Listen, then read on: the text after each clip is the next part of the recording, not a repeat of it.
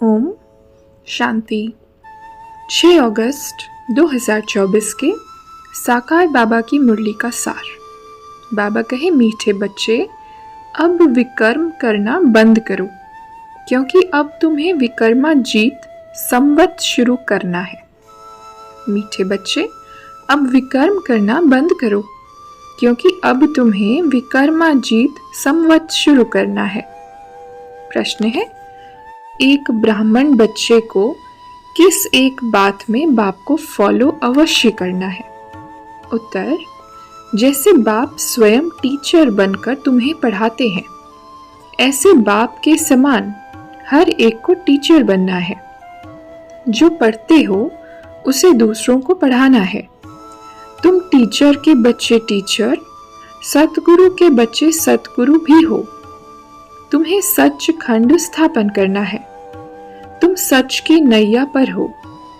तुम्हारी नैया हिलेगी डुलेगी, लेकिन डूब नहीं सकती। ओम शांति। बाबा कहे, बच्चों को ये निश्चय है कि नई दुनिया में रहते ही हैं दैवी गुण वाले देवताएं, तो अब हमको भी गृहस्थ व्यवहार में रहते दैवी गुण धारण करने हैं। पहले पहले काम पर जीत पाकर निर्विकारी बनना है। कल इन देवी देवताओं के आगे जाकर कहते भी थे कि आप संपूर्ण निर्विकारी हो, हम विकारी हैं। अपने को विकारी फील करते थे क्योंकि विकार में जाते थे। अब बाप कहते हैं, तुमको भी ऐसे निर्विकारी बनना है, दैवी गुण धारण करने हैं।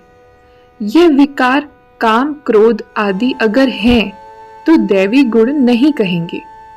विकार में जाना, क्रोध करना, ये आसुरी गुण है। देवताओं में लोभ होता है क्या? अब तुमको निर्विकारी बनना है। यहाँ ही दैवी गुण धारण करने हैं।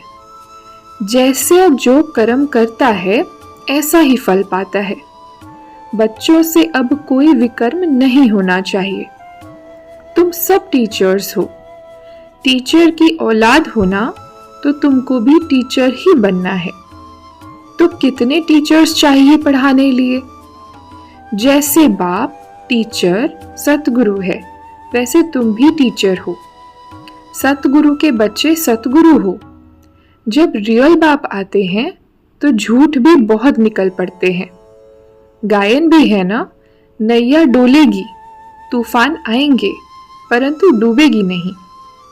बच्चों को समझाया जाता है, माया के तूफान बहुत आएंगे, उनसे डरना नहीं है। तुम बच्चे इस रावण के राज्य में पाठ बजाते बजाते देह अभिमानी बन पड़े हो। आत्मा सब कुछ करती है, ये ज्ञान उड़ गया है। ये तो ऑर्गन्स है ना।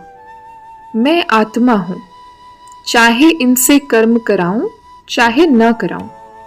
अभी तुम अपने घर को भी जान गए हो। वो लोग फिर घर को ईश्वर मान लेते हैं। ब्रह्म ज्ञानी तत्व ज्ञानी है ना, कहते हैं ब्रह्म में लीन हो जाएंगे। अगर कहें ब्रह्म में निवास करेंगे तो ईश्वर अलग हो जाए। यह तो ब्रह्म को ही ईश्वर कह देते हैं। ये भी ड्रामा में नूंद है। बाप को भी भूल जाते हैं। जो बाप विश्व का मालिक बनाते हैं उनको तो याद करना चाहिए ना, क्योंकि वही स्वर्ग बनाने वाला है।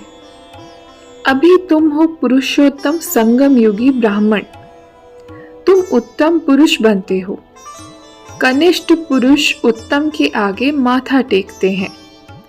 देवताओं के मंदिर में जाकर कितनी महिमा गाते हैं। अभी तुम जानते हो, हम सो देवता बनते हैं। बाप कहते हैं, मैं आकर धर्म की स्थापना, अधर्म का विनाश करता हूं। अधर्मियों को धर्म में ले जाता हूं। बाकी जो बचते हैं वही विनाश हो जाएंगे। फिर भी बाप बच्चों को समझाते हैं कि सबको बाप का परिचय दो। बाप को ही दुख हरता सुख करता कहा जाता है। जो बहुत दुखी होते हैं तब ही बाप आकर सुखी बनाते हैं। ये भी अनादि बना बनाया खेल है। धारणा के लिए मुख्य सार। पहली पॉइंट, इस पुरुषोत्तम संगम युग पर उत्तम पुरुष बनने के लिए आत्म अभिमानी बनने का पुरुषार्थ करना है। सत बाप मिला है तो कोई भी असत्य अनराइटियस काम नहीं करना है। दूसरी पॉइंट, माया के तूफानों से डरना नहीं है। सदा याद रहे, सत्य की नैया हिलेगी डुलेगी लेकिन डूबेगी नहीं। सतगुरु के बच्चे सतगुरु बन सबकी नैया पार लगानी है। वरदान, सहज योग की साधना द्वारा साधनों पर विजय प्राप्त करने वाले प्रयोगी आत्मा भव। सहज योग की साधना द्वारा साधनों पर विजय प्राप्त करने वाले प्रयोगी आत्मा भव। विस्तार है, साधनों के होते साधनों को प्रयोग में लाते योग की स्थिति डगमग न हो। योगी बन प्रयोग करना इसको कहते हैं न्यारा। होते हुए निमित्त मात्र अनासक्त रूप से प्रयोग करो। अगर इच्छा होगी तो वह इच्छा अच्छा बनने नहीं देगी। मेहनत करने में ही समय बीत जाएगा। उस समय आप साधना में रहने का प्रयत्न करेंगे और साधन अपनी तरफ आकर्षित करेंगे।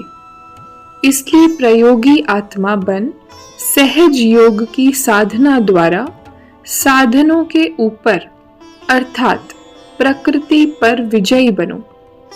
स्लोगन, स्वयं संतुष्ट रहे, सबको संतुष्ट करना ही संतुष्ट मणि बनना है।